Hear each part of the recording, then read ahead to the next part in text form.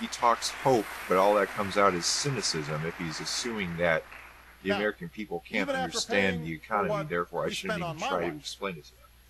We'll still face the well, and it's like Davis Fleetwood said in one of his videos recently, if what he wanted to do was make the American people feel that they have no say in what's going on, and if they want them to feel disenchanted and want them to stop voting and want them to just drop out of the process and feel like they just live in a feudalist society where they're the serfs and there's nothing they can do, then he's the most effective president ever. Let's us pretend we solve a problem. The Commission will have to provide a specific set of solutions by a certain deadline.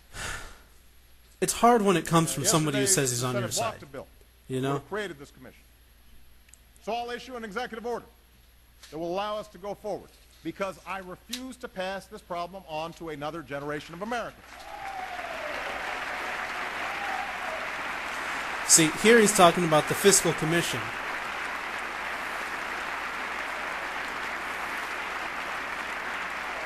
Which, as I understood it, was sort of a way of bypassing the normal process in trying to make cuts in things like Medicare or, Social Security, and force an up or down vote without the possibility of a filibuster or anything like that. And I don't know. I don't see why. Why should we make it easier to make cuts in Medicare? I don't understand why that's a good idea. That's how budgeting works.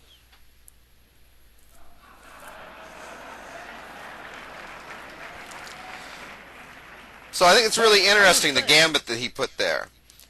He says, okay, we're not going to have the freeze until after one more year of my plan working and trying to get the recovery going. And that, once again, I think feeds into the point that Brendan was making earlier, where they feel that the recovery is going to be coming pretty quickly and that the recession is going to be short. I mean, Obama really needs to be saved by a recovery at this point. He needs he needs a big sign from the economy saying that he is right, that he isn't going in the right direction. That's what we did for 8 years. And we have a technical recovery right now, but the problem is that we can't have a lasting, sustainable recovery until there is, first of all, real reform in the financial sector, which, quite frankly, is politically impossible at this point. And two, without jobs creation and money being funneled into the actual bottom of the economy where people are spending it. Well, and we've got a recovery in Wall Street, but that's totally unrelated to the actual economy. That has nothing to do with it. That's what I'm saying. Right, it's like the way Krugman and people like him are talking about the jobless recovery. And I think Obama is trying to address that now and concerns that the jobs will not be coming back. And I think there's a really good chance of that. We face more than a deficit of dollars. No, the freeze taking effect next year is just a little bone that they're throwing to people like us who know that we need some government spending to create more jobs. We have to take action on both ends of He's just throwing us a bone there. But it's not going to work because he's not going to do anything in that year to create more jobs. Might be throwing.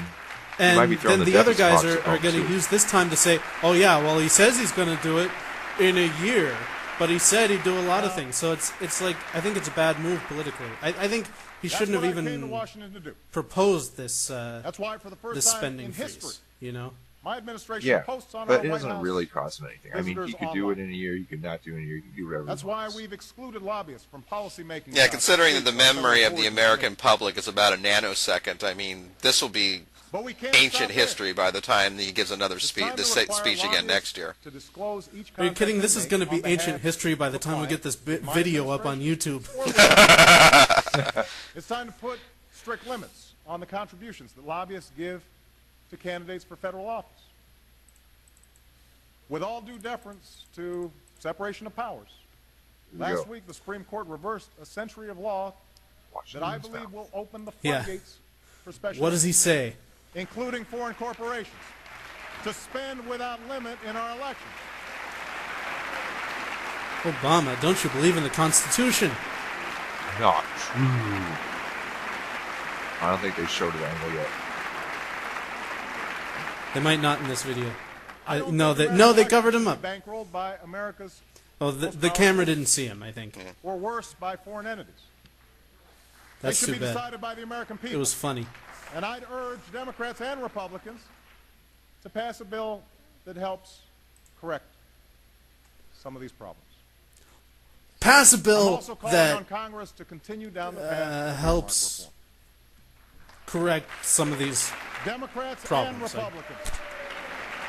I don't know what that would look like or how to do that, but even though I was a constitutional lawyer and taught constitutional law, they definitely won't get passed. Look, you've trimmed some of this spending. You've embraced like some what, meaningful Brendan? change.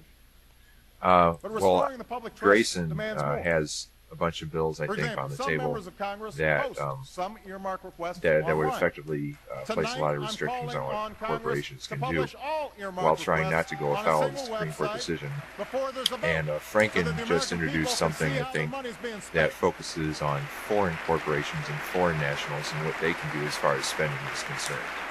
now that's something that's really hard to get around, though, because first of all, corporations are owned by people all over the world, regardless of where their central office is. right, where they're incorporated. If they're publicly he talks traded, about how we work with one another. He talks about like majority foreign owned and stuff. I'm not naive. right? So But then, like thought for example, that it's my really life easy to, usher in peace, if harmony, you're a corporation that's some based post-partisan in era. Saudi Arabia, and you sell I think that oil, both and what parties you need to do is have spend, divisions that are deeply entrenched. spend on advertisements On some to stop issues, this green there are energy simply bullshit, philosophical differences then that will always it's really cause easy us to just part ways. start a new corporation in the Disagree United States, about the role of and government in its our lives, sole purpose and all of about its our national funding will priorities, go our toward national security. advertising They've been to taking place for stop over people 200 from years. They're the very implementing essence green of our energy democracy. policy in the United States. Well, Franken's What bill, frustrates which the of course American won't get people passed, is in will Washington, where every day it is addresses election day. corporations based on their ownership, like We who can't holds wage stock a in it, perpetual which is kind of campaign interesting. where the only goal is to see who can get the Yeah. most So, embarrassing I mean, headlines about the other side. I don't know what's in the bill you're talking I believe about. This is that the first time if you lose I'm hearing about it, but they're going to have to be really crafty parties should delay to make or sure that they obstruct can't find a way every around single it. bill. But just because they yeah. can. But that's cool, The you know. confirmation At least of- Franken can't say he isn't trying, right? I mean, at least He you can't says say neither- Franken isn't trying, you know. The Even He if says it was neither all party right. should delay or obstruct every single bill just because they can. Why is he saying neither party when it's the Republicans who are doing that, and the Democrats who never ever do that? Because he He's thinks speaking neither to party both should do it, I parties. guess. I guess Right. not, Yeah. but is there... Neither party should do it. The Republicans shouldn't do it. The Democrats, if they ever got their act together enough to do something like that, they shouldn't do it either. Well, No matter how they'll small, obstruct the no matter how progressive malicious, stuff on behalf of the it's just part of the Republicans. game.